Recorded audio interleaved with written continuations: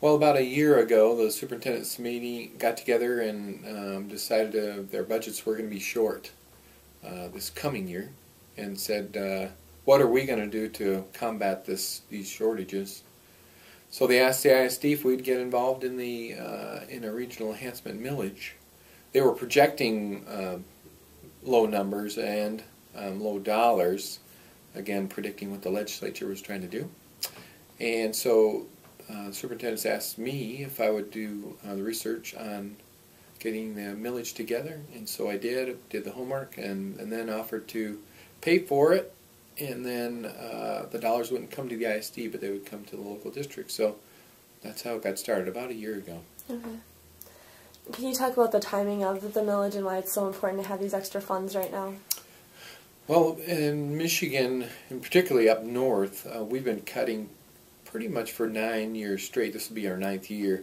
So we've had, up north we have another problem too, and that's enrollment. As enrollment drops, they don't all leave the 3rd grade. They leave throughout your district, so you can't just cut the 3rd grade teacher. So what happens is your class sizes go down, go down, go down, but you still have to offer that service, and so that creates a problem. So then you start consolidating buildings, privatizing, all those things. Our districts have done all that. So we're running out of options. We're down to teachers now, and as the Pioneer has successfully reported that we're continue to cut, and they're always on top of that. So right now the districts are really at the bottom for choices, and so all the things that naturally get put off to the side, like repairs, like buses, parking lots, those kinds of things are always put off to the side because you don't have the extra dollars to do that. So that's really what this millage is about. It's not about wages and benefits and those kinds of things. It's all about trying to fix the things that are falling apart.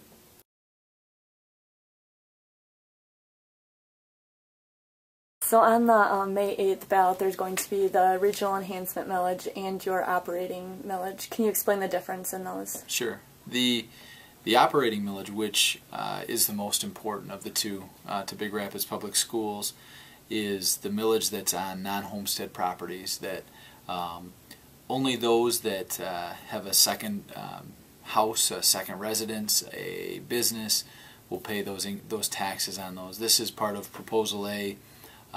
It is a yearly renewal that we do for non-homestead. It's what the state expects us to raise from our community.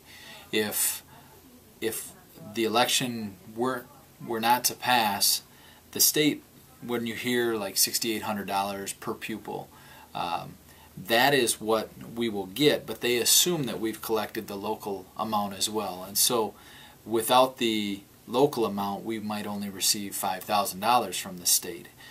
So without this passing, Big Rapids Public Schools would come up short by about $3.5 million. And so without that $3.5 million, we would not be able to continue to run as we currently do. So the operating millage is what we've been doing. It's just the renewal, and we would hope that people would realize that this is just a continuation. The Regional Enhancement Millage is separate in the fact that it is a new tax.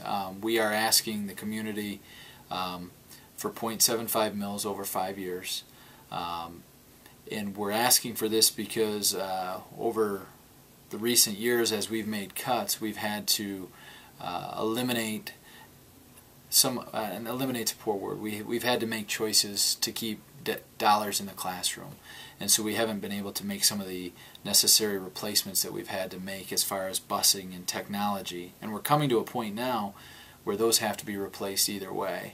And if without a regional enhancement millage, some of that money is going to have to come away from the classroom, because we're at a point where we have to replace buses and we have to upgrade technology, things that we've put on hold in hopes that the economy would turn around, and it just hasn't. We know it's hard to go out and ask for any new tax because everybody's hurting. The economy is struggling, everybody's hurting. Our hope is that this 5-year window might help us to cushion the blow and hopefully make the transition. Hopefully 5 years from now the economy will have improved.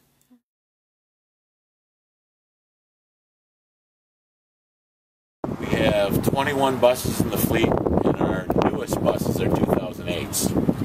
So, you know, in another 10 years, they really should be, even the 2008 should be replaced. So, but I would say 3/4 of our fleet something needs to be done with it, you know, within the next couple of years.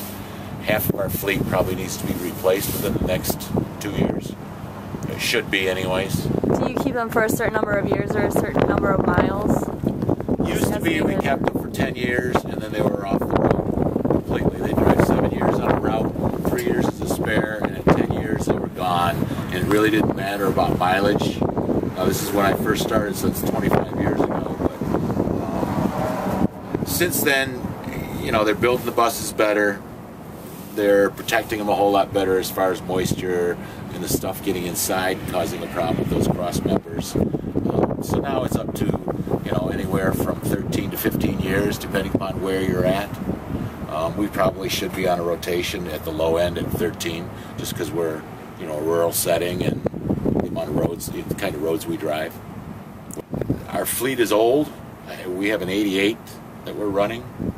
You know, yes, it's not used every day, but it is used for handicapped student that we have to transport every week.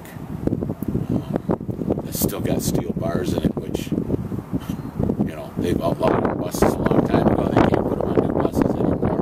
The other thing with getting newer buses is the safety. You know, the seat backs are higher on the newer buses than most of our older buses, which is for the protection of the kids that ride inside, so that they have more cushion in front of them, you know, instead of the short seat. They've had a lot of light changes on them so that people can see lights easier coming down the road when they're stopping to pick up kids. And then the other side of the coin of getting newer buses is less money for maintenance, less money for tires, less batteries. You know, when I first started here, we very rarely ever had to go out and buy a new set of tires. You know, we got new tires on our buses and then we recapped them.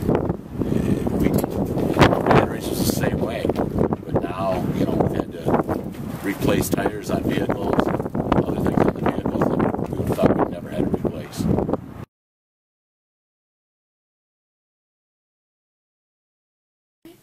With the recent restructuring of your district and moving into 2 buildings instead of 4, how is that going to affect the way that you spend the funds from the Regional Enhancement Millage if it passes? You know, by reducing the number of buildings I need to maintain, I actually get to capitalize on the funds that I have. I can spend that money on more projects because it's going to fewer places. I can focus the money on the needs that I have more so.